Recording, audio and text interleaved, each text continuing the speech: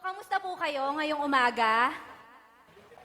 Mabuting mabuti. So, ayan, yung ating pong pag-aaralan, mga kapatid, ay ito po ay naituro na. Pero bilang pong pagsunod sa missions office, ay ituturo po muli natin siya. No? Kung unang naituro ito at medyo may kahabaan at medyo may hindi pa may kalabuan, ngayon po nawa po mas maging malinaw po ito sa atin. No? Kaya napaka-importante po na makinig po tayo. Dapat po all ears and all eyes to me po. Kahit po, ayan, hindi po ako naka-lipstick ngayon.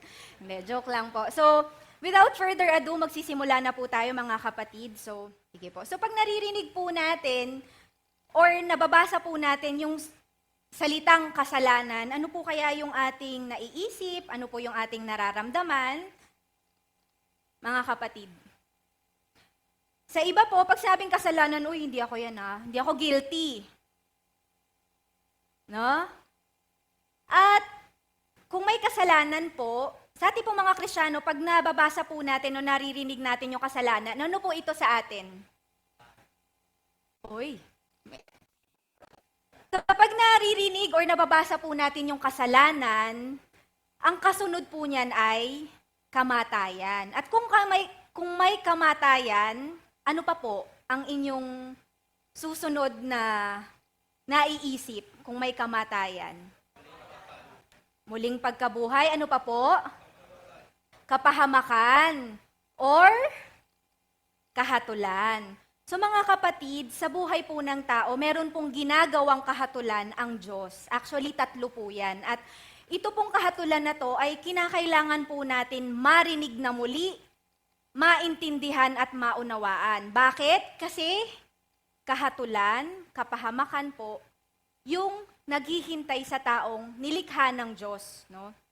So definitely, meron pong kasalanan, merong kamatayan at may kahatulan. At ito po yung kinakailangan paglimiin ng tao, lalong-lalo na po ng mga tinubos ng ating Panginoong Jesus. No? At kasi po, ito po yung ating pagpapasyahan para po doon sa buhay na walang hanggan na ipinangako na po sa atin ng ating Panginoong Jesus. At kukunin po natin yung ating pag-aaral sa sulat po ni Apostol Pablo sa mga taga-Roma. Ang kabanata po ay 5, mga talata pong 12 hanggang 14. So kung meron pong kahatulan na ginagawa ang Diyos, sabi nga po, ito po ay papamagatan nating hinatulan na, hinahatulan at hahatulan pa. So tutuklasin po natin kung ano-ano po yung mga hatol ng Diyos sa tao. Kukunin po natin yan, dyan nga po sa sulat ni Apostol Pablo. At simulan po nating basahin. Sabi po dito, no, hinihikayat ko po mga kapatid kayo na naririto sa Zoom, maging yung mga nasa Zoom at yung mga naririto, na bagamat binabasa ko po siya, sabayan niyo po ako dyan sa inyong mga upuan na basahin po, no, para maging hindi po kayo antukin. So, ang kasalanan ay pumasok sa sanlibutan sa pamamagitan ng isang tao. At ang kamatayan ay pumasok sa pamamagitan ng kasalanan. Dahil dito lumaganap ang kamatayan sa lahat ng tao, dahil ang lahat ay nagkasala. Nasa sanlibutan na ang kasalanan bago ibigay ang kautusan. Ngunit kung walang kautusan, ang kasalanan ay hindi ituturing na kasalanan. Gayunman, naghari pa rin ang kamatayan mula kay Adan hanggang kay Moises, pati sa mga taong hindi nagkasala katulad ng pagsuway ni Adan sa utos ng Diyos. So ano po ba itong sulat ni Apostol Pablo sa kanyang mga sinusulatang mga mananampalataya na mga hintil at mga Hudyo, no? So makikita po natin dyan yung pinasauna ko na po kanina, yung kasalanan at yung kamatayan. So pinapaliwanag po kasi dito ni Apostol Pablo yung patungkol po sa kasalanan or kamatayan. Sabi niya po, yung kamatayan daw po ay pumasok dulot po ng kasalanan. So lahat po ay nabahiran ng kamatayan dahil po dun sa pagkakasala. Dito po kasi, yung kanyang mga sinulatan ay nangangatwiran. No? Nagre-reason out sila. At inanticipate po ni Apostol Pablo na mari pong sa ating mga kalagitnaan may nagtatanong, okay, kung nabahira ng kamatayan ang lahat ng tao, ano ang kinalaman ko? Hindi pa naman buhay ako nung ginawa ni Adan yung pagkakasala. No? So, valid po yung question. No? Kaya, kung titingnan po natin mga kapatid,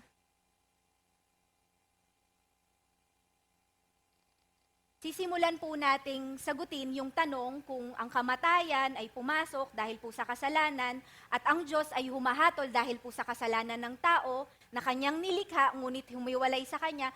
Sasagutin po natin itong mga tanong. No? Ano-ano po yung mga hatol ng Diyos sa taong nilikha na sumuway sa kanya? Lahat po ba ay nagkasala? Ang hina naman po. Lahat po ba ay nagkasala? Ang lahat po ba ay namamatay?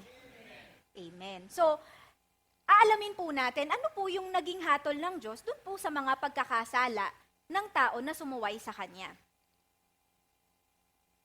Una po, ang hatol po ng Diyos dun sa taong sumuway sa Kanya ay ang sangkatauhan ay hinatulan na dahil sa pagkakasala. So, hinatulan na daw po yung lahat, yung sangkatauhan ayon po sa kanilang pagkakasala. So sabi po dito sa verse 12, Ate Hana, pwede po ba nating basahin? Yung naka-highlight lang po. Sound check. Verse 12. Ang kasalanan ay pumasok sa sanlibutan sa pamamagitan ng isang tao at ang kamatayan ay pumasok sa pamamagitan ng kasalanan. Dahil dito, lumaganap ang kamatayan sa lahat ng tao dahil ang lahat ay nagkasala. Yan, thank you, Ate Hana. So, ang sangkatauhan po ay nagkasala. So, lahat po, except sa ating Panginoong Hesus. Ang ating Panginoong Hesus po ay hindi nagkasala. At dahil po sa pagkakasala, yung tao po ay hinatulan na. So, ang sangkatauhan na dahil po sa kanyang pagkakasala, sabi nga po, siya po ay namamatay na physical at spiritual. So, tulad po ng sinabi ko kanina, if people will argue, Ate Nanet, anong kinalaman ko? Unang-una, hindi pa ako buhay niyan. And hindi naman ako nagkasala katulad nung pagkakasala ni Adan. Pero lahat po tayo, nag-amen kanina nung sinabi kong ang lahat po ba ay nagkasala. Tama po? So, dito po, sinasabi po ng apostol sa verse 14, na valid po yung argument o valid po yung reasoning na anong kinalaman ko dyan. Di naman parehas yung pagsuway ko sa Diyos dun sa ginawa ni Adan. Pero hindi po mapapasubalian na lahat po tayo, dahil under po tayo ng lineage or nasa lahi po tayo ni Adan, ay nabahiran po tayo ng kasalanan. At dahil po doon, meron po tayong natural na killing dun sa pagkakasala. Kaya kahit ano pong sabihin ng tao, no, kahit gaano pa siya katalino, kahit gaano pa kaganda yung pagre-reason out niya, ang sagot po dun sa reason out na yon ay yung verse 14. Naghari pa rin po ang kamatayan mula kay Adan hanggang kay Moises, at ito na po, dito na po tayo papasok. Pati sa mga taong hindi nagkasala tulad ng pagsuway ni Adan. So lahat daw po ay nabahiran ng kamatayan dahil sa pagkakasala ni Adan, dahil tayo po ay nilipi ni Adan. So, clear po tayo doon? Malinaw po. Sige po. Kung malinaw po, wala pong pasubali na ganap ang ibinabang hatol sa lahat ng nilipi ni Adan dahil sa kanyang naging pagsuway sa Panginoong Diyos. Tanggapin man po natin, no, o ng tao na siya'y nagmula kay Adan, siya ay nabalanan. Kasama po pati yung mga taong nagmabuti or nanampalataya sa Diyos noong una. Sino-sino po sila? The like of Noe, David, Moses, Joshua, no? Si Abel, sila po yung mga taong nagmatapat sa Diyos. Kasama po sila sa yung mga taong hinirang na to, maging yung mga Israel, lahat po ay namamatay dahil sa kasalanan. At ang naging bunga po ng kasalanan ay kamatayan para sa lahat. At ito po yung tinutukoy ng mga apostol at mga propeta na lahat po ay nagkasala at dahil po dyan, lahat po ay namamatay. Tingnan po natin kung ano po yung naging hatol sa pagkakasala ng tao sa Diyos na lumikha sa Kanya. So sabi po, tatanungin po natin, Nanette, kailan ba nagsimulang pumasok yung kasalanan? Saan ba nangyari yan? So ito po yung sagot dun sa tanong na saan at kailan. Kailan ito nagsimula at saan? Sabi po sa Genesis chapter 2, verse 15 to 17, Ate Hana. Soundcheck. Verse 15, inilagay ng Panginoong Yahweh ang tao sa halamanan ng Eden upang ito'y pagyamanin at pangalagaan. Sinabi niya sa tao, makakain mo ang alinmang bungang kahoy sa halamanan maliban sa bunga ng punong kahoy na nagbibigay ng kaalaman tungkol sa mabuti at sa masama.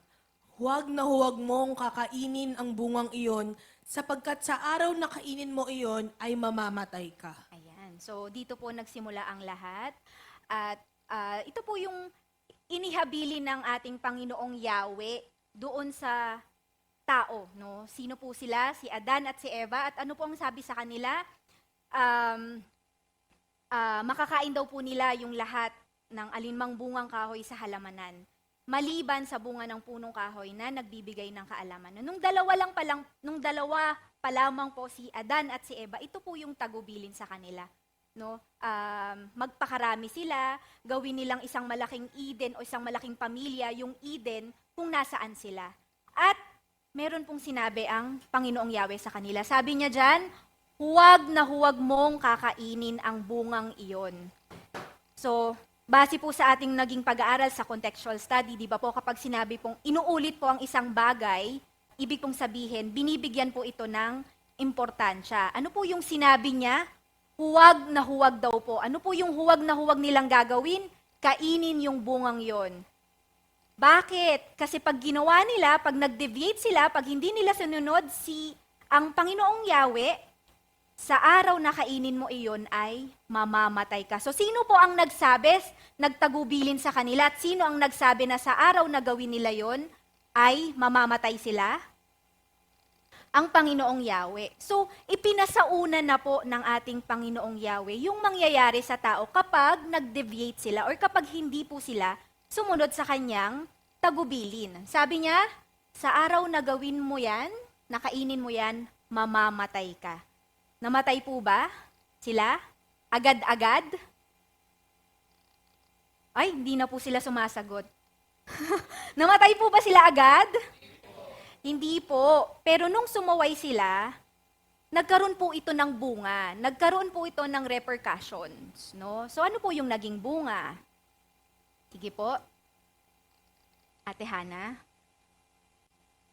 Soundcheck. Genesis 3:17 to 19. Ito naman ang sinabi ng Diyos kay Adan.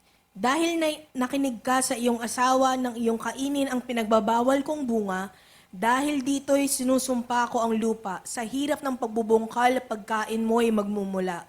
Mga damo at tinik ang iyong aanihin, halaman sa gubat ang iyong kakainin. Sa pagod at pawis pagkain mo'y manggagaling, maghihirap ka hanggang sa malibing. Dahil sa alabok, doon ka nang galing, sa lupang alabok ay babalik ka rin. So ito na po yung naging hatol ng Diyos nung ang tao po na kanyang nilikha ay sumuway sa kanya. Alam niyo po, sa panahon din po natin ngayon, yung tao, mas pinipili niya po na pakinggan po yung kanyang sarili, pakinggan yung kapwa niya tao, mas maniwala po dun sa nakikita ng kanyang mga mata, dun sa sinasabi ng tao, kesa po sa sinasabi ng Diyos. Kaya makikita po natin yung naging hatol ng Diyos sa tao eh.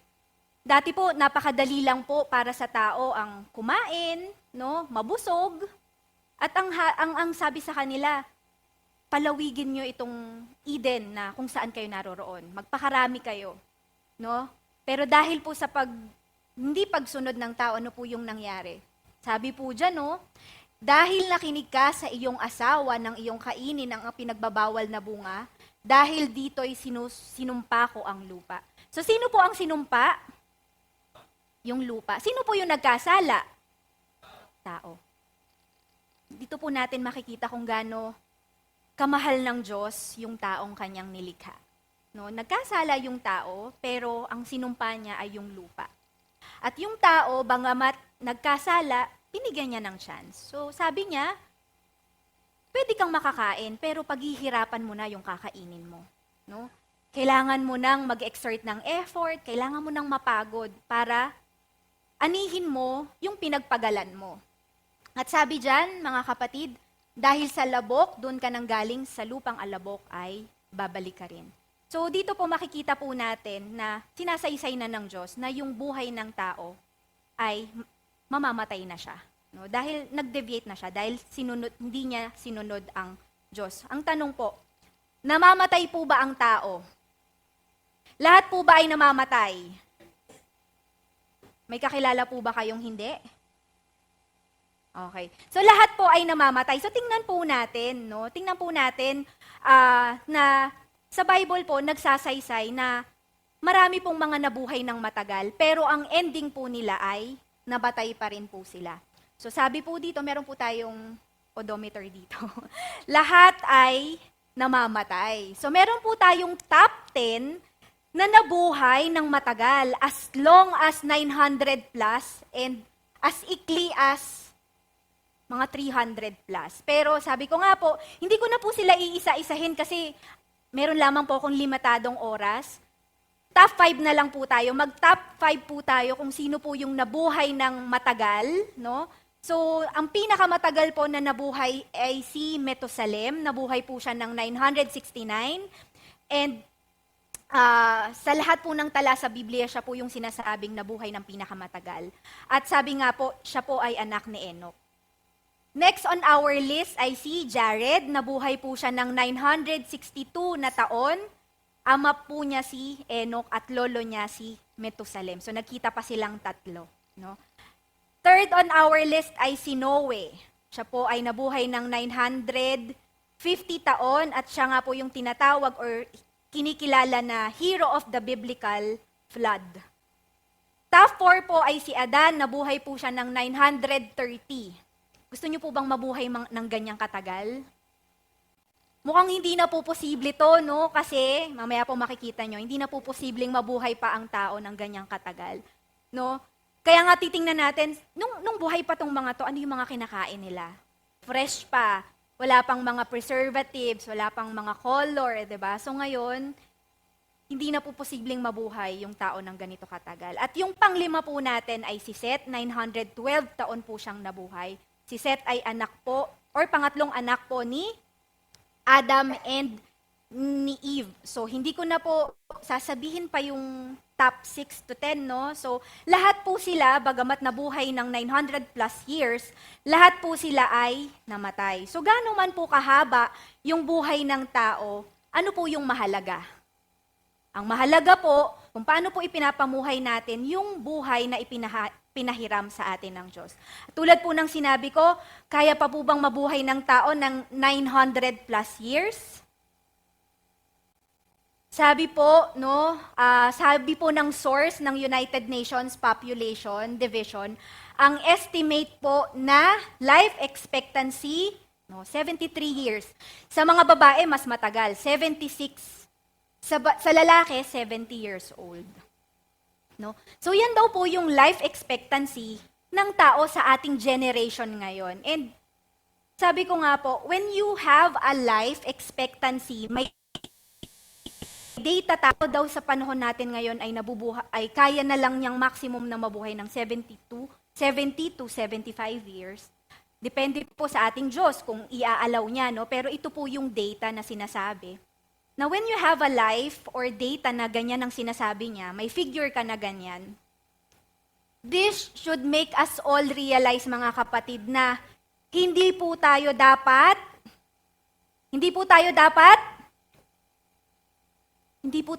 nagsasayang. Hindi po tayo dapat nagsasayang ng ating precious commodity. Ano po yung precious commodity natin? Time. Ang precious commodity po natin ay time. Hindi po tayo dapat nagsasayang ng ating oras, ng ating talento, ng ating buhay. kung ang pag-uusapan po ay yung buhay na walang hanggan na ipinangako sa atin ng ating Diyos. No? So, hindi po tayo dapat nagsasayang ng ating time, ng ating talents, ng ating buhay, ng ating lakas, mga kapatid. Kung ganito na lang pala yung meron tayo. So, tuloy po tayo. So, sabi po ni Prophet Isaiah, ang lahat daw po ay nagkasala.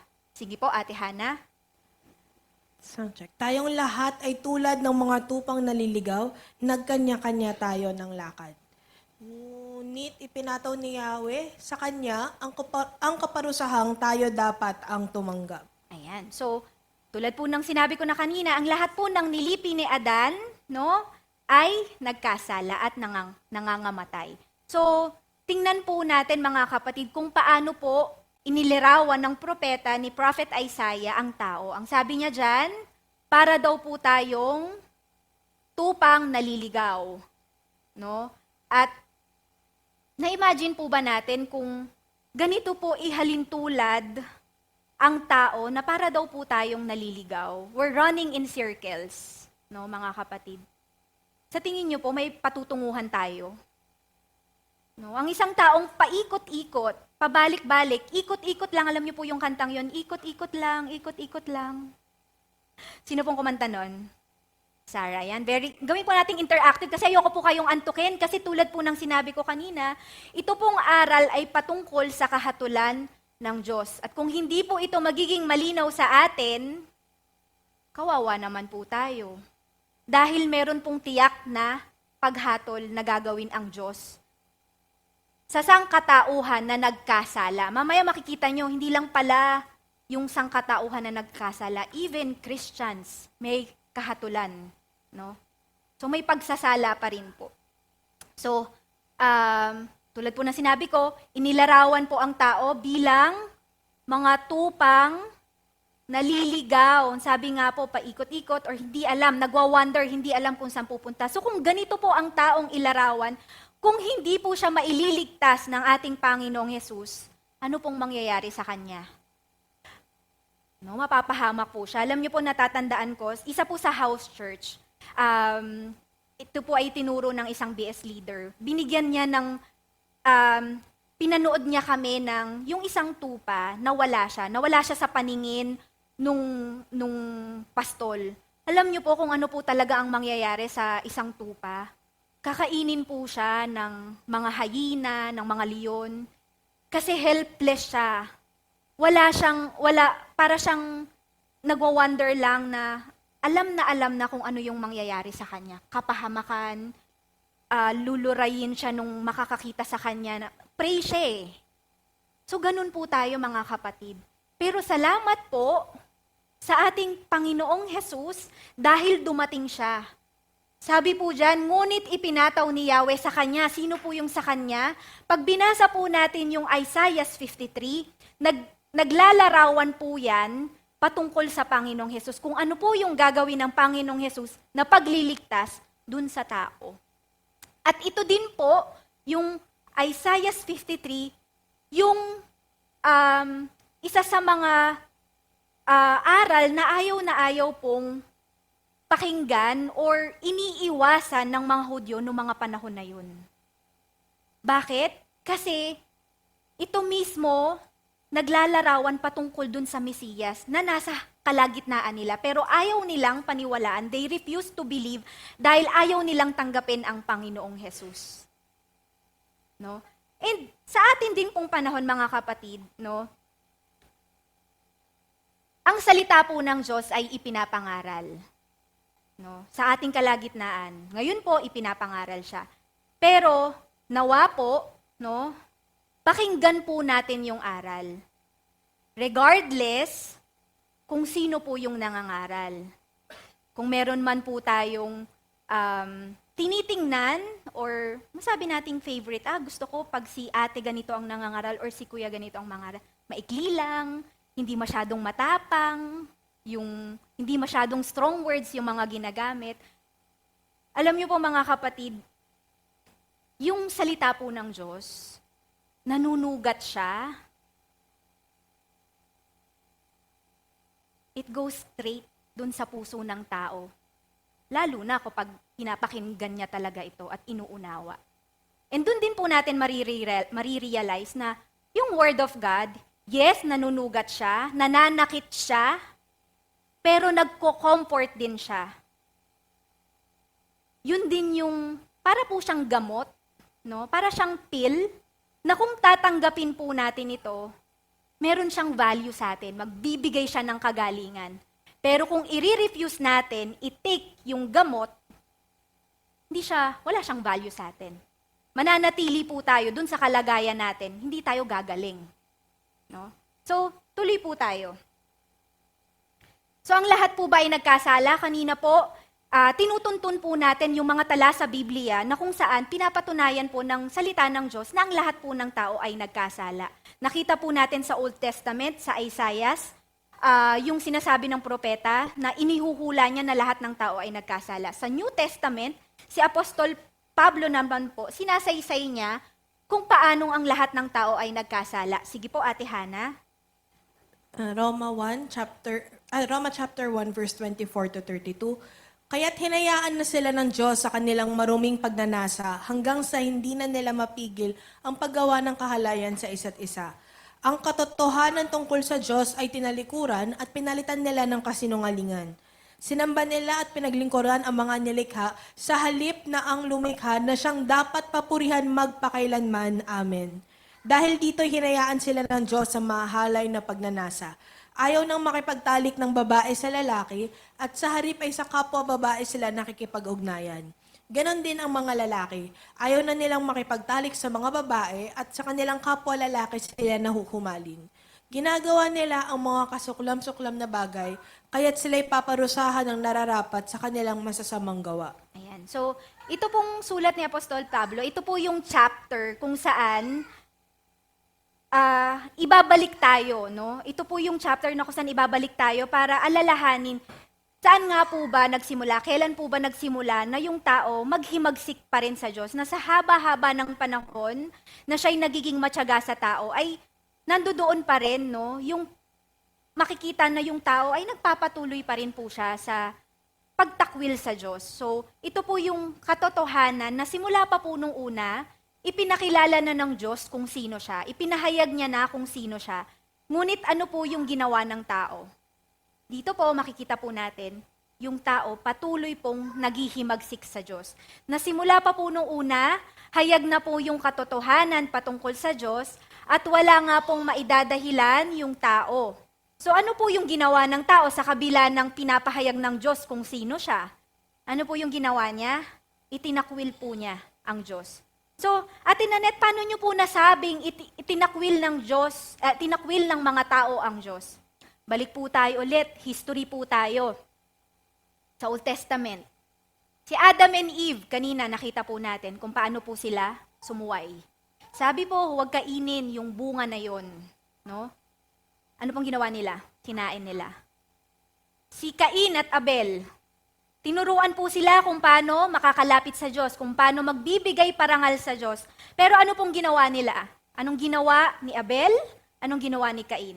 Doon na lang po tayo kay Cain, kasi alam na po natin kung anong ginawa ni Abel. So si Cain, ano pong ginawa niya? Alam niya na ang paghahandog at pagpaparangal sa Diyos, kinakailangan mong maghandog ng hayop. Best of the best. Prime. Pero ano pong ginawa niya? Ang inalay niya, mga halaman, mga gulay. So tayo po mga kapatid, pag sinabi ng Diyos na ganito mo ako paglilingkuran, hindi po tayo yung magsiset na, ganito ko paglilingkuran ng Diyos. Pag sinabi ng Diyos na magparangal ka sa akin, hindi po tayo yung magsiset na pararangalan ko ang Diyos, attend na lang ako, magpapa-attendance ako. Pero, pagdating natin dito, wala man lang tayong dala. No? So, mga kapatid, ano pa po? Sa Tower of Babel, ano po ang sabi sa kanila? Mangalat sila. Punuin nila yung daigdig. Pero nung nakarating sila sa Shinar, Kapatagan, nakita nila na very, lucrative yung lugar. Anong ginawa nila? Sabi nila, huwag na tayong umalis dito, dito na lang tayo, ang saya-saya dito eh. 'Di ba? Anong ginawa nila? Nagtayo sila ng tore at doon sila nagstay. Anong utos sa kanila ng Diyos? Mangalat. Ano pa po, mga kapatid? Mga Israelita, nung ang Panginoong Yahweh ay ilabas sila sa Ehipto para dalin sa lupang pangako, anong ginawa nila, mga kapatid? Nagreklamo. Ang tagal-tagal naman ng paglalakbay namin. Wala na kaming makain. Ano ba naman tong mana na to? Sa Ehipto dati nakakakain kami ng mga watermelon, nakakakain kami ng mga masasarap na pagkain. Dito ano to? Saan galing to mana? No? Reklamo sila, mga kapatid. So, paano po ba masasabi na itinatakwil ng tao ang Diyos? Base po sa mga example na prinesent ko sa inyo, paano po masasabi na ang tao, tinatakwil niya yung Diyos? Hindi sumusunod. No? So, hindi po natin kailangan sabihin na, Lord, I hate you, ayoko na sa'yo. Minsan nakakapagod pong sumunod sa'yo kasi nai-give up ko yung comfort ko. Yung time ko, yung precious commodity ko, nasa iyo na lang. Wala na akong time sa mga kaibigan ko, sa family ko, sa trabaho ko. Wala na akong time para makapag-travel. Wala na akong time para gawin ko naman yung gusto ko para maging masaya ako. Hindi po natin kailangan sabihin na, I hate you, Lord. Ang kailangan mo lang gawin, kapatid, huwag kang sumunod. Sabi ng Lord, maghandog ka sa Kanya, huwag kang maghandog. Sabi ng Lord, mag-tithes ka, mag-offer ka, huwag mong gawin. Sabi ng Lord, umattend ka sa mga Bible study, pero i-refuse mo lang. Anyway, mas gusto ko sa labas mas maraming magandang gawing bagay na masaya. Sabi ng Lord, mag-gather tayo para magpalakasan, sambahin siya, collectively, pero dahil meron po tayong mga kanya-kanyang gustong gawin na makapagbibigay kasiyahan sa atin, hindi natin ginagawa. So, paano natin tinatakwil sa ating panahon ng Diyos? Huwag lang po tayong sumunod, tinatakwil na natin siya. No? So, tuloy po tayo. Ano pong ginawa? No? Ano pong ginawa ng Diyos? Kapag ang isang tao, pinipilit siyang abutin ng Diyos, pinipilit siyang, pinagtsatsagaan siya, pero ayaw niyang sumunod, ano po yung ginagawa na lang ng Diyos? And this is the danger. Nakakatakot po mo, mga kapatid. Sabay-sabay niyo nga pong basahin. Kaya't, sige po, maging synchronize po tayo. Kaya't,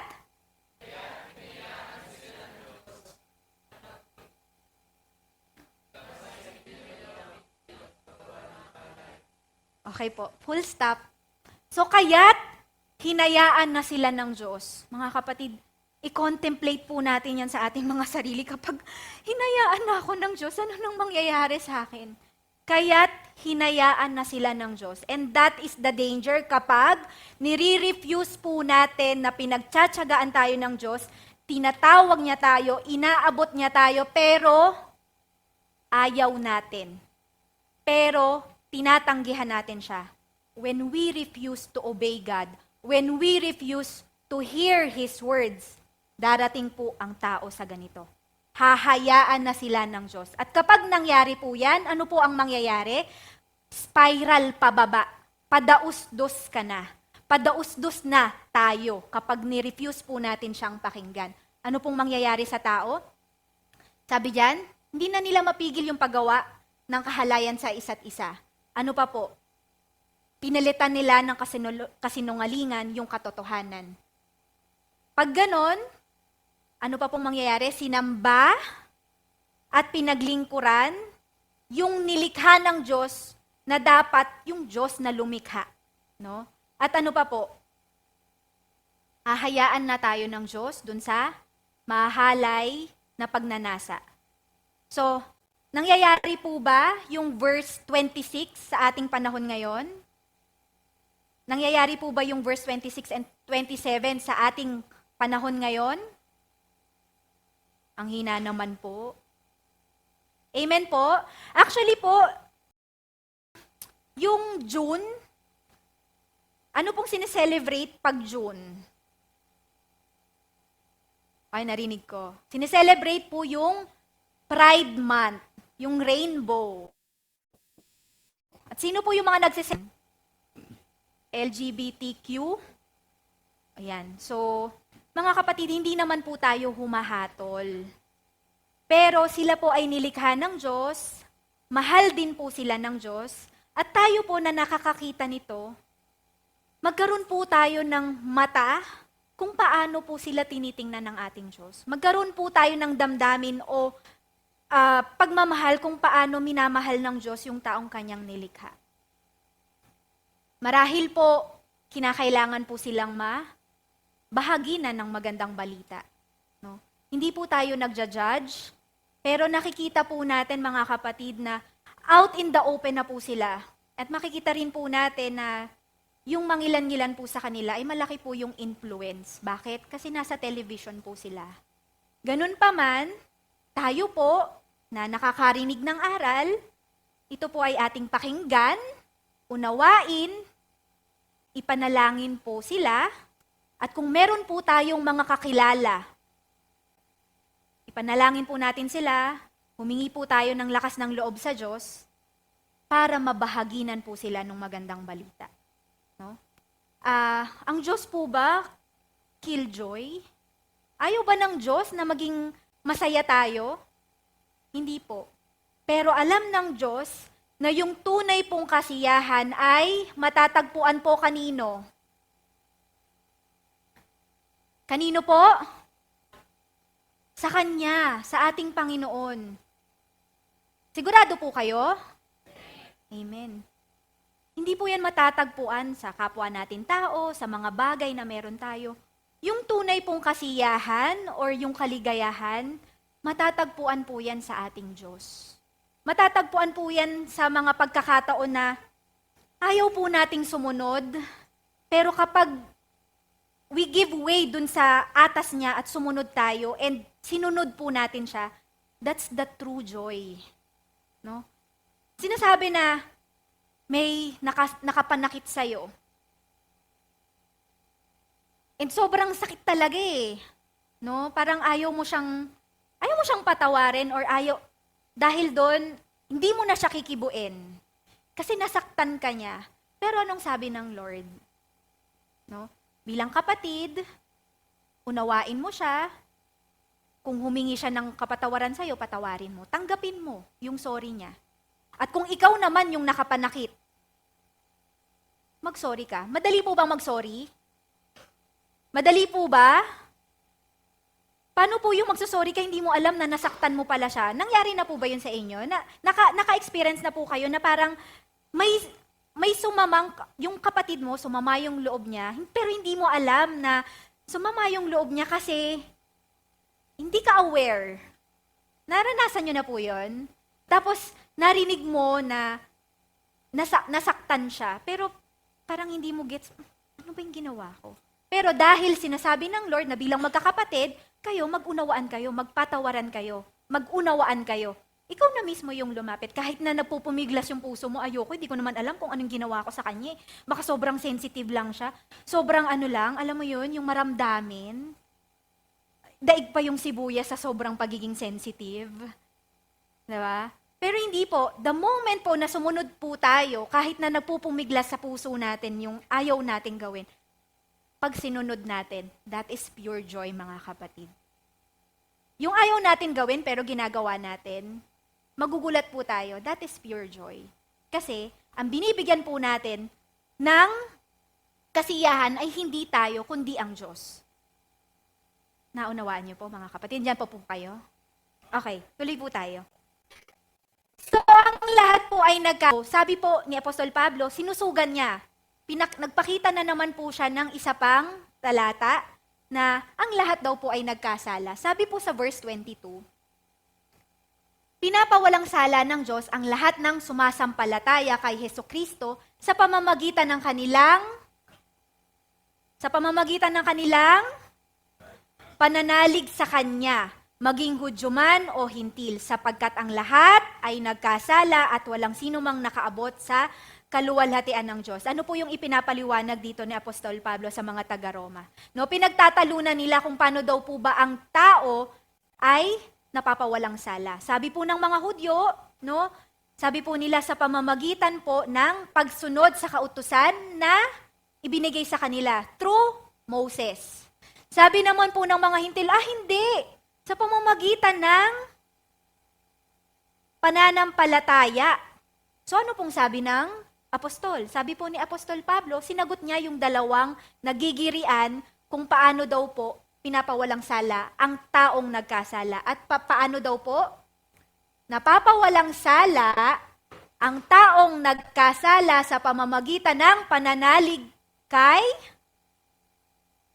sa pamamagitan lamang po. So, mga kapatid, kung nag-iisip po tayo na paano po ba ako magiging righteous sa paningin ng Diyos, hindi po sa kung ano-ano mang iniisip natin or ginagawa ng tao. Isa lamang po. Dahil po sa pananampalataya or pananalig sa ating Panginoong Hesus. At dito po natin makikita kung gaano kabuti ang Diyos sa buhay ng bawat isa, kung gaano niya po tayo kamahal. Sa kabila po ng ating pagkakasala, until today, mga kapatid. No? Sa kabila po ng hindi po natin pagseseryoso sa pakikinig ng aral, no? Na pinagtsatsagaan po tayo ng Diyos. Dahil po sa labis na pagmamahal niya sa atin, no? Hindi niya po tayo sinusukuan. No? Sinukuan po ba kayo ng Diyos? And that is the very reason, mga kapatid, kung bakit po kayo nandito. Hindi po tayo nagre-relihiyon, hindi po tayo nandito para lang umattend linggo-linggo para magpa-attendance. Nandito po tayo dahil hindi po tayo sinusukuan ng Diyos. Pinagtsatsagaan niya tayo, sinusustain niya tayo, tinuturuan niya tayo, mga kapatid. Kahit nga po, sabi ko nga po, ito pong aral na to ay naituro na sa atin. Pero sa mga hindi pa po ito naunawaan nung una itong naituro, ito po yung pagkakataon nyo para hindi po kayo antukin. Labanan nyo po yung antok nyo. Tingnan nyo nga po yung inyong mga katabi. Meron po bang namumungay ang mata? Meron po ba? Wala. Walang-wala. Kitang-kita ko naman po. No? So, sabi po dyan, ang lahat po ay nagkasala. Sabi po sa Roma, Kabanata 6, 23. Sige po, Ate Hana. Sapagkat kamatayan ang kabayaran ng kasalanan, ngunit ang libreng kaloob ng Diyos ay buhay na walang hanggan sa pamamagitan ni Kristo Jesus na ating Panginoon. Okay. To summarize, mga kapatid, ang lahat po ay nagkasala. Amen? Ang lahat po ay nagkasala. At dahil ang lahat po ay nagkasala, ang lahat po ay mamamatay. Pero, may good news. And this is the gospel, mga kapatid. Tayong nagkasala ay nabibigyan ng katwiran, nabibigyan ng bagong pagkakakilanlan. No? Napapatawad tayo sa ating mga kasalanan sa pamamagitan ng ating pananampalataya sa ating Panginoong Hesus. Nabivindicate tayo, nadja-justify tayo. Kung tayo ay sasampalataya at patuloy na mananampalataya sa ating Panginoong Hesus. Sabihin nyo nga po sa inyong mga sarili, sabay-sabay nga po nating sabihin na tayo ay magkakaroon ng buhay na walang hanggan sa pamamagitan ni Kristo na ating Panginoon. Malinaw po? Okay. So, ano po yung ginawa ng Diyos? So, dito po makikita po natin, no?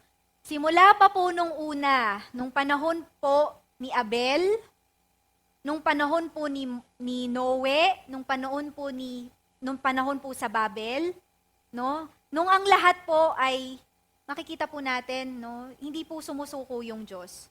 Pagdating po sa Babel, no, hinatulan niya na po yung tao kasi sumagad na po yung kasamaan ng tao. Ano pong ginawa niya? No? Mula po doon, no, kay Abel, kay Noe, kung saan pinuksa niya yung tao dahil nagkasala o sumagad sila sa kasalanan, hindi siya tumigil. Tinawag niya si Noe. Nagsimula siya kay Noe. At dumaming muli ang tao, dumating yung panahon ng Babel.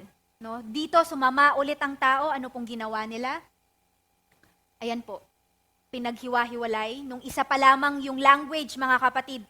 No? Meron po talagang panahon na isa lamang yung language natin. No? Lahat nagkakasundo kasi nagkakaunawaan. Kasi isa lang yung language. Pero nung sila'y sumala, anong ginawa ng Diyos? Pinaghiwa-hiwalay sila. So dito po natin makikita na ang Diyos, hindi po siya nag-give up hanggang pagdating po kay Abram. Na tinawag niya mula sa lipi ng mga hintil, tinawag niya upang magpasimula ulit. Hinayaan niya na, mga kapatid, yung nasa pula, hinayaan niya na, no? Yung mga ayaw sumampalataya sa kanya, ay, okay, ayaw nyo, i-divorce ko na kayo. Meron na pong divorce nung panahon na yun. Ang Panginoong Jesus, divorce niya yung kanyang bayan. Kasi ayaw na sa kanya eh. Anong gagawin niya? Pumili siya ng bago kay Abraham. So paulit-ulit makikita po ninyo, no? Ang tanong, bakit po ang mga Israel? Israel na sila, bayan na sila ng Diyos. Bakit? Ba't ganon? Bakit tinakwil pa rin nila ang Diyos? No? Anong atas sa kanila? Na mula sa kanila, ipangaral nila, magpatotoo sila. Pero sila mismo, even sila na bayan ng Diyos, tinakwil nila ang Diyos. Pero hindi pa rin po siya tumitigil. Hanggang sa dumating ang Panginoong Jesus, no, na kung saan yung mga Hudyo at mga hintil, bagamat hindi tinawag yung mga hintil, ngunit sila, narinig nila yung patungkol sa Mesiyas, no? Naniwala sila na, ay merong Diyos yung mga taga-Israel. At yung mga taga-Diyos ng Israel, sobra yung ginawa ng Diyos nila. At yung mga hintil, bagamat hindi sila yung bayan, naniwala sila, naging kabahagi sila doon. Kaya makikita natin mga kapatid, sinasabi ng Diyos, yung mga hindi ko pinili ko. Yung mga hindi ko minahal, tinawag ko. Minamahal ko na ngayon. Bakit? Dahil ganun yung love niya sa tao. So, makikita natin yung katapatan, kabutihan ng Diyos, yung katsagaan niya. Over generation, mga kapatid. Kaya, paano po, o ano pa po yung mga hatol na ginagawa ng Diyos sa tao? Kanina po, yung una, lahat po ng sangkatauhan ay hinatulan na dahil sa pagkakasala. Ngayon po, ano pa po yung ginagawang paghatol ng Diyos sa kanyang mga nilikha?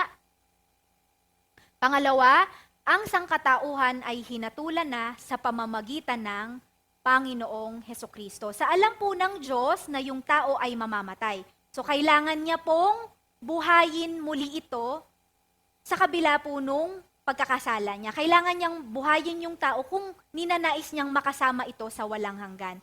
At ito nga po yung pangalawang kahatulan ng Diyos o ng Panginoong Diyos sa tao.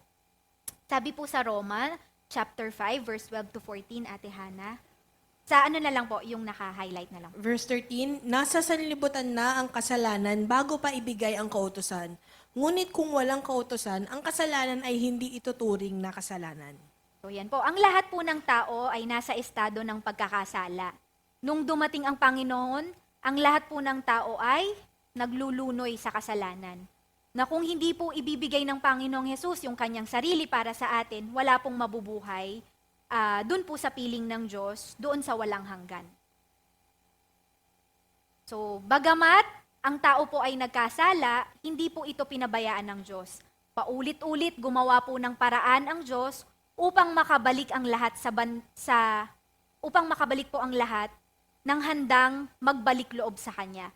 Bagamat ang lahat po ay mamamatay pa rin, sila po ay maililigtas at maluluwalhati kapag dumating po ang kaligtasan sa pamamagitan po ng Panginoong Hesus. At ito po yung makikita natin sa mga salaysay ng mga propeta at apostol na kahit po nasa ilalim ng hatol ng kamatayan, iniligtas pa rin po ng Diyos ang lahat sa pananampalataya kung sasampalataya po sa Kanya.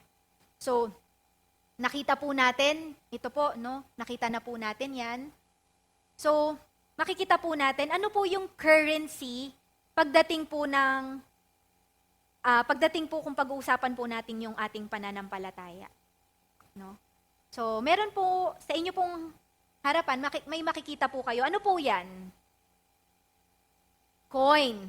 So, sabi po dyan, meron pong dalawang face yung coin. No?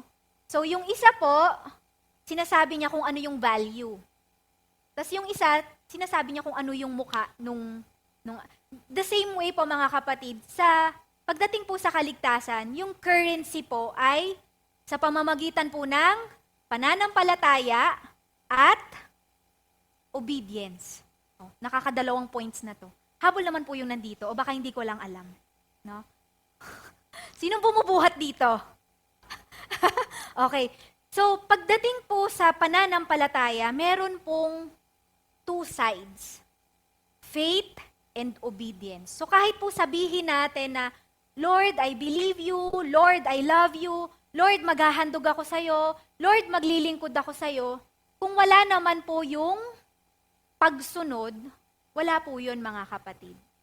So, sabi nga po, how do we prove our faith? How do we prove our faith? Yun, may narinig ako. So sabi po, how do we prove our faith? Through obedience. Sabi nga po, let us remember mga kapatid that genuine faith, yung totoong pananampalataya daw po, can only be demonstrated through obedient action, mga kapatid. Yung genuine na faith ay nakikita lamang or naipapakita sa pamamagitan ng pagsunod. So, hindi po nagmamatter yung dami ng sinasabi natin. No? Mahal ko ang Diyos, maglilingkod ako sa Kanya. Ano lang po yan, mga kapatid? Slip of a tongue. Sinasabi lang ng dila natin. Pero ang mahalaga po ay yung pagpapakita o pagpapatunay na tayo ay sumasampalataya sa ating Diyos ay yung ating pagsunod sa Kanya. So, tingnan po natin kung paano po na ibabalik sa pamamagitan ng pananampalataya yung taong nagnanais na makilala ang Diyos. Sige po, Ate Hana, pakibasa po. Hebreo 11, verse 4 to 40. Dahil sa pananampalataya sa Diyos, si Abel ay nag-alay ng mas mabuting handog kaysa sa inihandog ni Cain. Kaya naman, si Abel ay kinilalang matuwid nang tanggapin ng Diyos ang kanyang handog. Kahit patay na siya, nagsasalita pa siya sa pamamagitan ng kanyang pananampalataya sa Diyos. Dahil sa pananampalataya sa Diyos, si Enoch ay hindi nakaranas ng kamatayan. Hindi na siya nakita sapagkat kinuha siya ng Diyos. Sinasabi sa kasulatan na si Enoch ay naging kalugod-lugod bago siya kinuha ng Diyos. Kung hindi tayo sumasampalataya sa Diyos, hindi natin siya mabibigyang kaluguran, sapagkat ang sino mang lumalapit sa Diyos ay dapat sumampalatayang may Diyos na nagbibigay ng gantimpala sa mga nananalig sa Kanya. Dahil sa pananampalataya, pinakinggan ni Noe ang babala ng Diyos tungkol sa mga bagay na mangyayari, ngunit hindi pa niya nakikita. Gumawa siya ng isang malaking barko upang siya at ang kanyang pamilya ay maligtas. Sa pamamagitan nito'y nahatulan ang sanlibutan, ngunit si Noe ay ibinilang na matuwid dahil sa kanyang pananampalataya sa Diyos. Ayan. So, ayun po. Tapos na. Okay. Ito po yung mahabang salaysay, no? Alam po natin, no? Ito po yung mga heroes of faith. At sabi ko nga po, ito po yung mahabang salaysay ng mga taong kinulugdan ng Diyos dahil sa kanilang pananampalataya. So sabi po dyan, paano po inumpisahan? Dahil sa pananampalataya sa Diyos, si Abel. So paano po sila pinakilala? Dahil sa pananampalataya, si Abel. Next, dahil sa pananampalataya sa Diyos, si Enoch. Dahil sa pananampalataya, pinakinggan ni Noe. Paano po sila pinakilala? Inumpisahan through their faith. At yung faith po ay napatunayan ng mga heroes of faith dahil po sa kanilang naging pagtugon or pagsunod doon sa atas sa kanila ng Diyos. No? Sana po mga kapatid, kung ipakikilala po tayo ng Diyos, no? sana po ganito po, no, dahil sa pananampalataya, no, dugtungan po natin. And i-claim po natin na mapapabilang po tayo na dahil sa ating pananampalataya, si ate, si kuya. Bakit? Kasi po, tunay po yung ating pananampalataya. At iyan po ay binaback upan hindi ng salita, kundi ng pagsunod sa Diyos, which is yung ating mga ginagawa. Kaya hindi po nagmamatter kahit gaano pa po natin sabihin na, yung sinasabi natin na, Lord, maghahandog ako sa'yo. Lord, mahal kita. Lord, next week, a-attend ako ng Bible study. Lord, pipigilan ko yung lalabanan ko, yung antok ko. Di po yan yun, mga kapatid. Ang mahalaga po ay kung paano po tayo sumusunod sa ating Diyos. At i-aim po natin to, mga kapatid. Ano po yung ginawa sa kanila?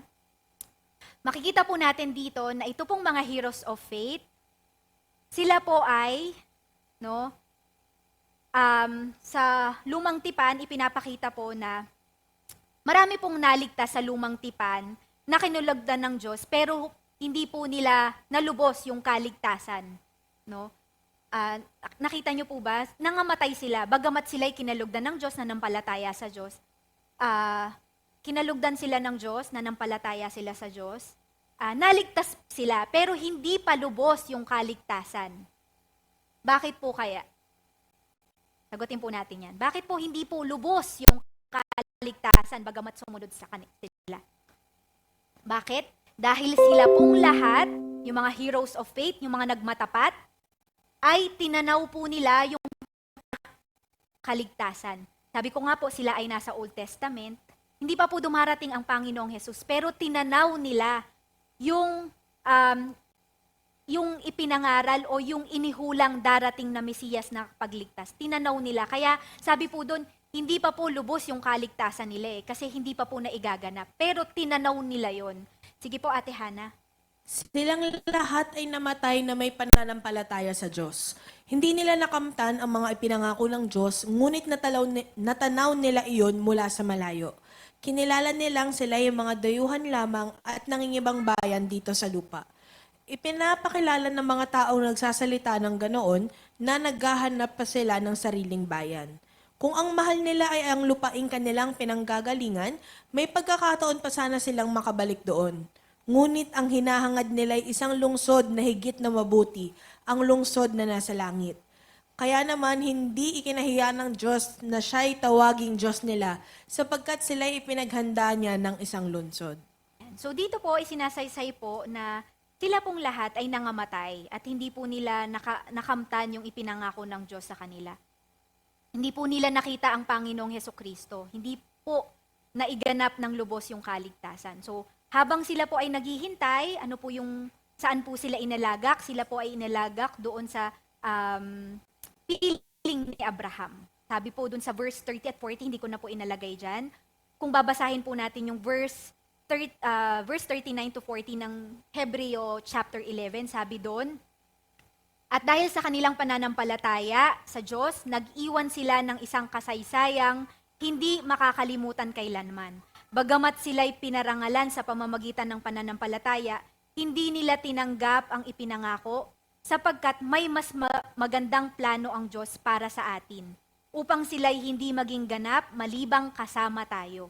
Hinintay nila ang kaligtasang upang ito ay maging ganap. So hinintay po nila. Hinintay nila upang yung kaligtasan na maiganap sa kanila. Sabi nga po, sabay-sabay pong nangaligtas sila at tayo, yung mga taong nung marinig po nila yung magandang balita, yung ebanghelyo ay nanampalataya sa Panginoong Hesus. Sabay-sabay po silang mga nangamatay at tayo po nananampalataya, sabay-sabay po tayong nailigtas.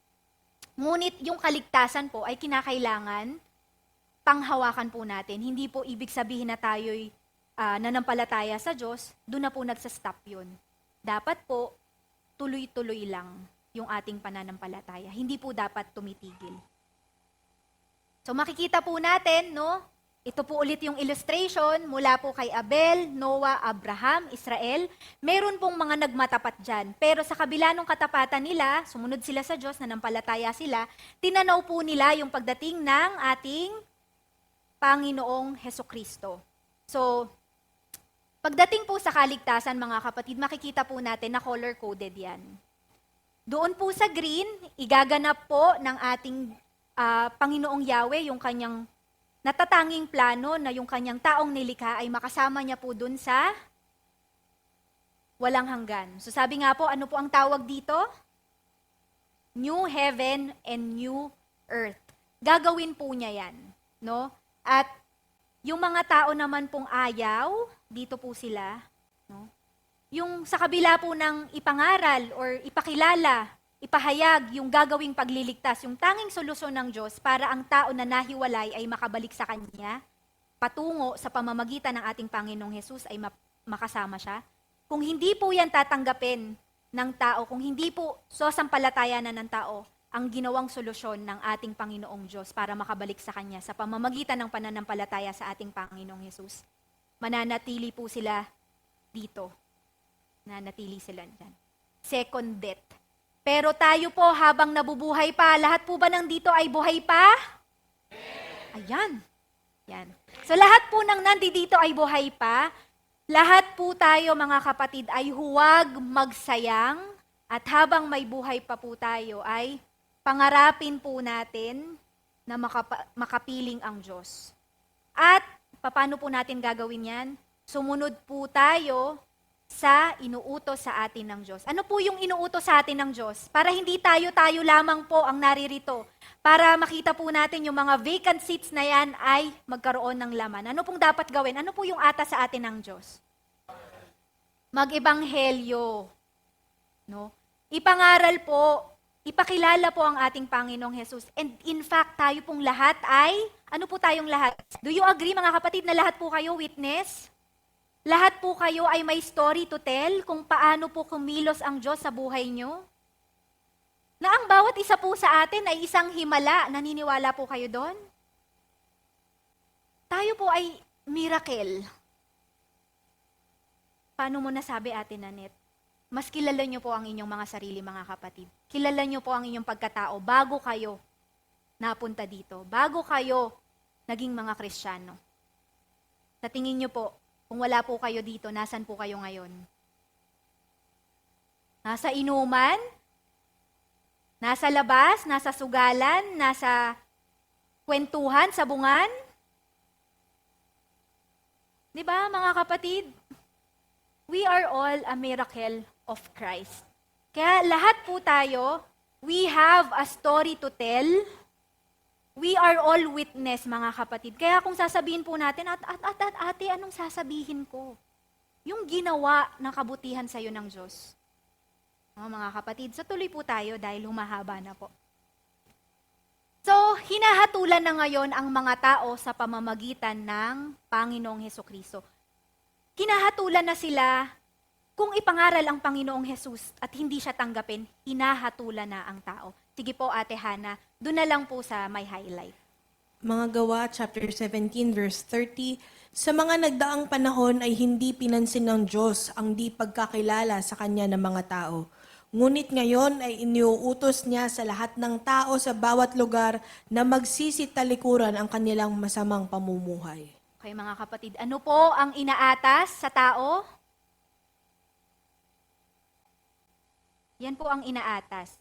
Pero hindi po mga nagsisisi at talikuran ang mga masasamang gawa kung hindi po maipangaral muna ang ating Panginoong Hesus. Kung hindi siya maipakilala, mga kapatid. So ngayon po makikita natin, maintindihan po natin kung bakit ganun na lamang po yung mga apostol and even yung mga nagmamatapat, yung mga tunay na mga Kristiyano nagmamatapat, kung bakit ganun na lamang po. Very driven sila na kahit yung buhay nila, kahit sila ay pagbabatuhin, kahit gaano pa kalayo yung lakarin ng mga panahon na yon, para lamang po sundin ng Panginoong Hesus na ipangaral yung magandang balita. Mga kapatid, sa panahon po natin ngayon, konting-konti na lang yung challenges para i-share ang mabuting balita eh. Nung panahon po ng mga apostol, milya-milya po ang nilalakad. Nung mga panahon po ng mga apostol, grabe po ang persecution. Sa atin po ngayon, kakalad ka rin ka ba kapag nag-share ka ng Word of God? Kakalad ka rin po ba tayo? Hindi. Pagbababatuhin po ba tayo? Hindi po. Maring pagsasaraduhan ng pinto, pagtataguan. Tama po? Yan po yung common. Pero sabi nga po, makikita po natin kung bakit yung mga yung tapat, yung mga tunay na mga naglilingkod sa Diyos at kumikilala sa Panginoong Yesus, yung mga tunay na nakipag-isa sa Kanya, driven sila na sundin siya. Bakit?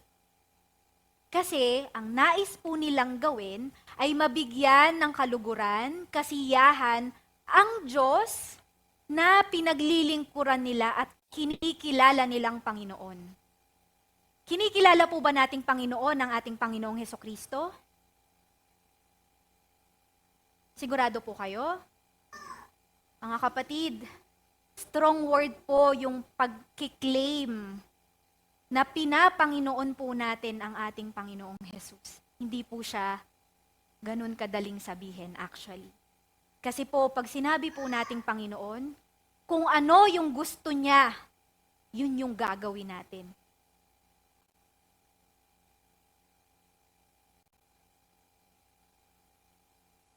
So, sige po Ate Hannah, pakibasa po. Yung naka-highlight na lang po. Verse 31, sapagkat itinakdanan niya ang araw ng paghuhukom sa sanlibutan. Yan. So sa timeline po ng ating Diyos, may timeline ng paghuhukom. So siya po yung nakakaalam nun. Tayo po, nakita natin kung gaano na lang po kahaba yung buhay na meron ng tao, maikli lang, tapos may timeline ng Diyos na yung gagawin niyang paghuhukom or judgment. Binibigyan niya po ang bawat isa sa atin ng opportunity para makita po ang buhay na ginagawa ng Diyos sa buhay natin. Kaya huwag po tayong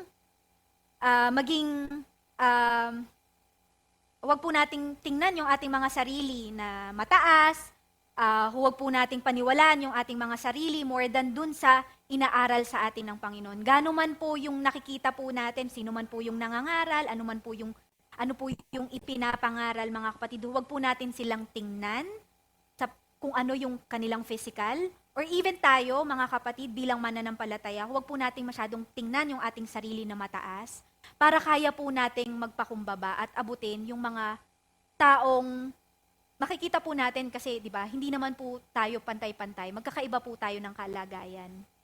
No? Pero anuman po yung kalagayan natin mga kapatid, katulad ng Diyos, inaabot niya even yung mataas, yung mga nasa laylayan, inaabot niya, wala siyang pinipili. Because, ano yung reason? Because ang lahat ay nilikha niya, mahal niya, at ang lahat ay nais niyang iligtas, mga kapatid. So, hinahatulan, mga kapatid, yung mga taong pagkatapos makilala or marinig yung solusyon o patungkol sa pagliligtas na gagawin ng Panginoong Jesus ay hindi pa rin siya pakinggan. Very simple lang po yung equation. Nang marinig po ang salita ng Diyos, maipakilala ang Panginoong Jesus, magde-decide po ang tao. Sasampalataya ka o hindi ka sasampalataya. Pag hindi sumampalataya ang tao, hahatulan siya. Pag sumampalataya siya, hindi na siya hahatulan. Kaya kung nagkasala ka, hindi na yon i-credit sa'yo. Bakit? Kasi pinagbayaran na yon ng ating Panginoong Jesus. Ibinigay na ng Diyos, kumbaga parang fully paid ka na. Hindi ka na guilty. Acquitted ka na. Bakit? Kasi meron nang umako nung kasalanan mo. May nagbayad na para sa'yo. Ano na lang po ang gagawin natin? Sampalatayanan ng Panginoong Jesus. So, sige nga po, Ate Hannah. 1 chapter 3 verse 16 to 18. Sapagkat gayon na lamang ang pag-ibig ng Diyos sa sangkatauhan, kaya't ibinigay niya ang kanyang kaisa-isang anak, upang ang sino mang sumampalataya sa kanya ay hindi mapahamak, kundi magkaroon ng buhay na walang hanggan. Isinugo ng Diyos ang kanyang anak, hindi upang hatulang maparusahan ang mga tao, kundi upang iligtas ang mga ito sa pamamagitan niya. Hindi hinahatulang maparusahan ang sumasampalataya sa anak. Ngunit hinatulan na ang hindi sumasampalataya, sapagkat hindi siya sumampalataya sa kaisa-isang anak ng Diyos. Okay. So, malinaw po mga kapatid, di ba? Dito po ipinapakilala ang Panginoong Jesus. Sabi po, siya po yung kaisa-isang anak. Now, pinag-aralan na po natin ito. Sa Greek po, ito po ay, sabi nga, tangi, nag-iisa, or monogenes. So, si Abraham po, marami pong anak ng Diyos. Tayo po ba ay anak ng Diyos? Tayo po ay anak ng Diyos. In fact, marami pong anak ng Diyos. Pero, ang Panginoong Jesus, siya po yung kaisa-isa or tanging anak ng Diyos, prototokos. At sabi nga po, isinugo siya ng Diyos upang hindi po hatulang maparusahan ang tao. Kapag sumampalataya po ang tao na nangahiwalay sa Kanya o nagkasala sa Kanya, kapag sumampalataya siya sa Panginoong Jesus, hindi po siya maparurusahan pagkos siya po ay maililigtas. No? So, dito makikita natin mga kapatid, very simple ang equation. Marinig yung solusyon ng Diyos patungkol sa kaligtasan sa pamamagitan ng pananampalataya sa Panginoong Hesus. Sasampalatayanan mo o hindi mo sasampalatayanan? Sasampalatayanan mo ang Panginoong Hesus, maliligtas ka, mapapatawad ka. Hindi mo sasampalatayanan, mapapahamak ka.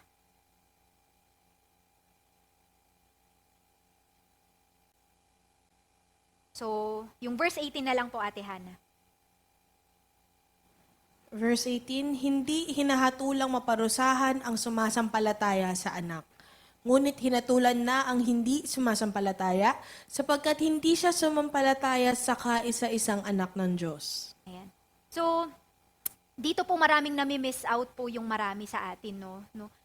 Pagdating po ng Panginoong Jesus, hindi na po siya magliligtas. Hindi ko tulad nung una niyang ginawa. No? Nung dumating po siya dito para iligtas, para tubusin po yung kasalanan ng lahat. Kaya nga po, sabi nga po, kapag sinampalatayanan mo yung ginawa ng Panginoong Jesus sa krus, pag nanampalataya ka sa Kanya, nandoon yung kaligtasan. Pero sa Kanyang muling pagdating sa Kanyang timeline, judgment na po yung pagdating niya. Hindi pa po hinahatulan yung tao, no, habang siya ay sumasampalataya. At pag sumampalataya siya sa Panginoon, hindi pa po siya hahatulan. Pero hinatulan na yung tao pag hindi po niya tinanggap at sinampalatayanan ang Panginoong Jesus. So sabi po dyan sa Marcos chapter 16, verse 15 to 16, Ate Hana. Verse 15, at sinabi ni Jesus sa kanila, habang kayo'y humahayo sa buong mundo, ay ipangaral ninyo sa lahat ng tao ang magandang balita. Ang sinumang sumampalataya at mabautismuhan ay maliligtas, ngunit ang ayaw sumampalataya ay paparusahan. So malinaw po mga kapatid. Ang sino daw po sumampalataya at mabautismuhan ay maliligtas, ngunit ang ayaw sumampalataya ay parurusahan. Ito po yung dapat naman po talagang mangyari, no, na pagkatapos pong maibigay na ng Diyos yung kanyang anak para sampalatayanan at mabigyan ng kaligtasan ng tao. Kung ayaw siyang tanggapin, ano pong nararapat sa kanya? Parusahan. Do you agree mga kapatid? Na sa haba ng panahon, ang tiyaga-tiyaga ng Diyos sa bawat isa sa atin, kung hindi sampalatayanan ng tao, karapat-dapat lang ba sa kanya ito? Dapat po ba siyang maparusahan? Kaya po yung mga namimiloso po, no po na ginagawa lang religion, yung pag-attend, yung mga namimiloso po na o ayaw sa Panginoong Jesus. Kasi po may mga paniniwala na ayaw tanggapin ng Panginoong Jesus. So, alam na po natin mga kapatid na kung ano po yung kahinat na nila. Pero tayo po na nakikilala ang Panginoong Jesus, huwag po tayong sumuko. Katulad po ng hindi pagsuko sa atin ng ating Diyos. Sabi nga po, pag titingnan natin ng ating kapaligiran, marami pa pong tao ang kinakailangang iligtas. At meron pong bahagi ang bawat isa sa atin doon. Ano po yung bahagi natin? Magpahayag, mag-witness.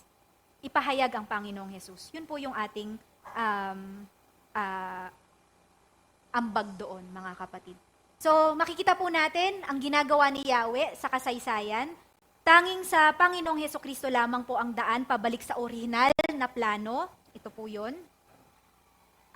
Tayo po na mga pinili, dito po tayo, mamimili tayo. So, sabi nga po, tayo po, kung lalakad tayo, nandito po tayo.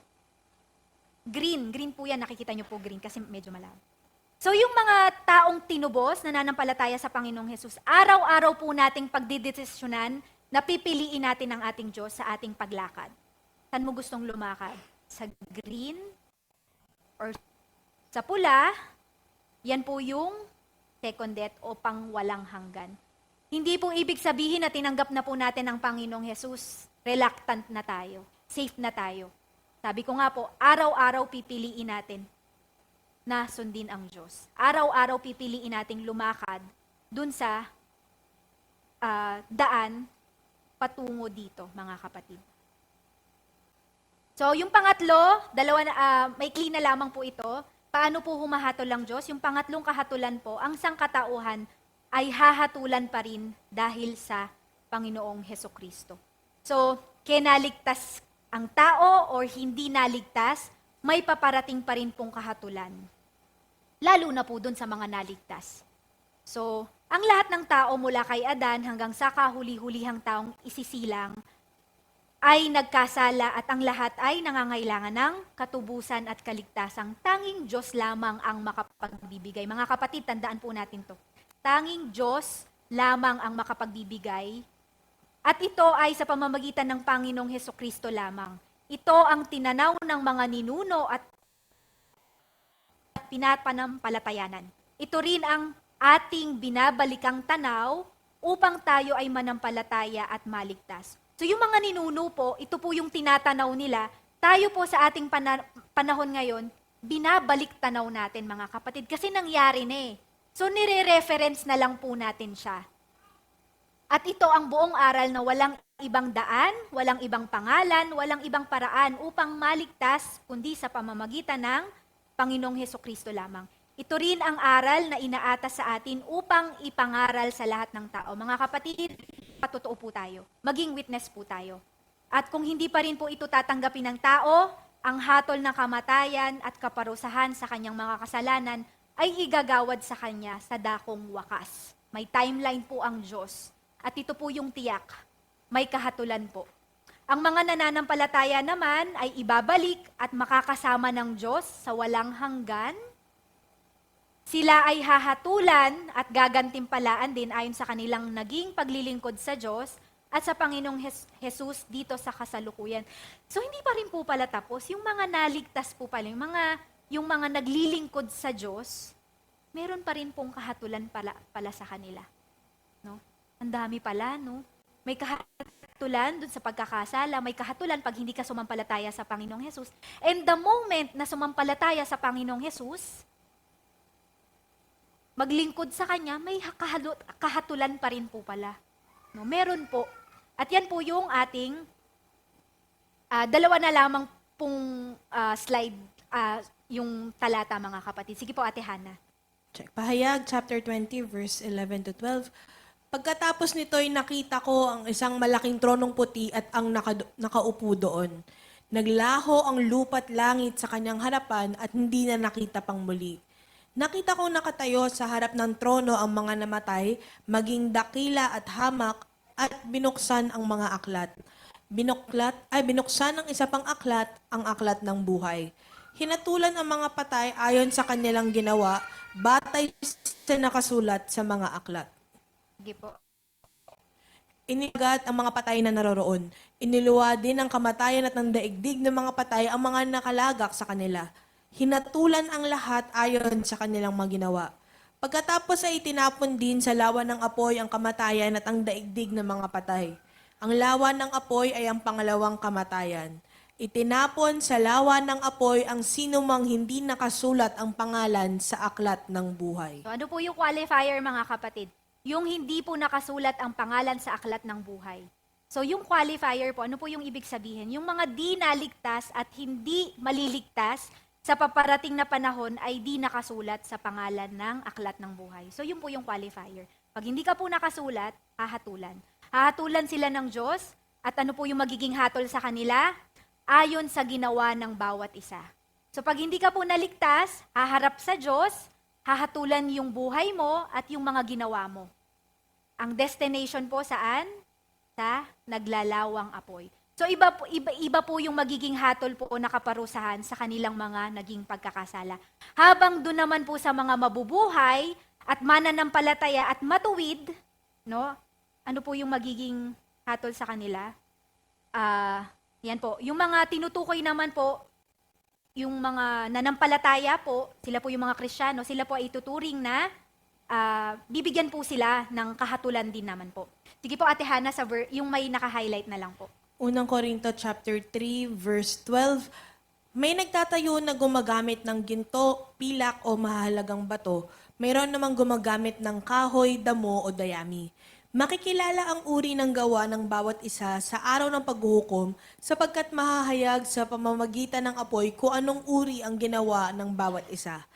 Kung ang itinayo sa ibabaw ng pundasyon ay hindi masunog, tatanggap ng gantimpala ang nagtayo noon.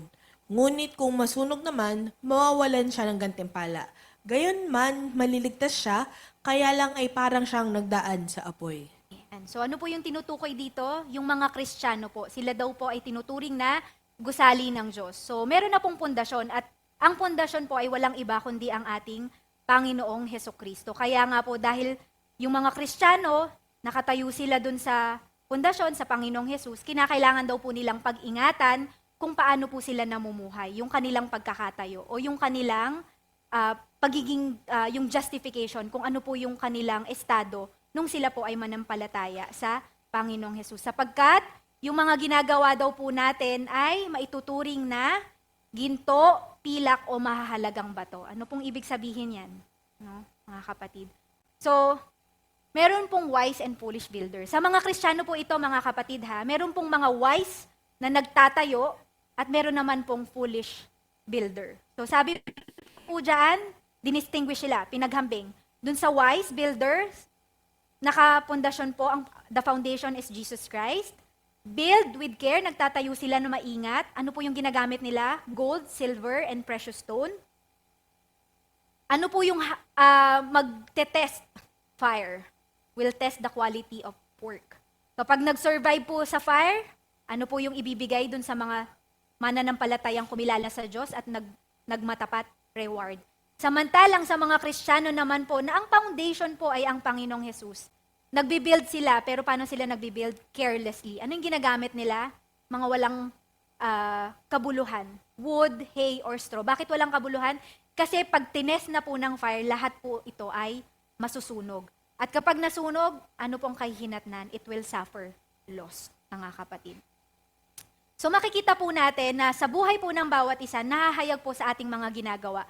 Kung yung mga ginagawa po ba natin ay mahalaga or ibibilang ng Diyos na ika-qualify niya para sa ating kaligtasan or ibibilang niya bilang basura or trash. Kaya mga kapatid, napakahalaga po na tama na po yung ating pundasyon. Ano na lamang po yung ating gawin? Manatili tayo, maglingkod tayo mga kapatid, at i-ensure natin na hindi po tayo nagsasayang, na kung ano man yung ginagawa natin, so katulad ng, na ano lamang, mga so-so lamang. No? Meron po kasing ginagawa ang mga Kristiyano na ginagawa nila for the sake of makita sila ng mga tao para masabi na sila ay naglilingkod, na masabi na sila ay nananampalataya. Ang nakakaalam kung yung motibo po nila ay tunay na paglilingkod sa Diyos. Kaya sa atin pong mga hanay, mga kapatid, nawa tayong nagre-relihiyon, no? Huwag po nating ginagawa yung mga bagay just for the sake of doing it dahil nagpapagod lang po tayo, mga kapatid. Nagsasayang lang po tayo ng oras.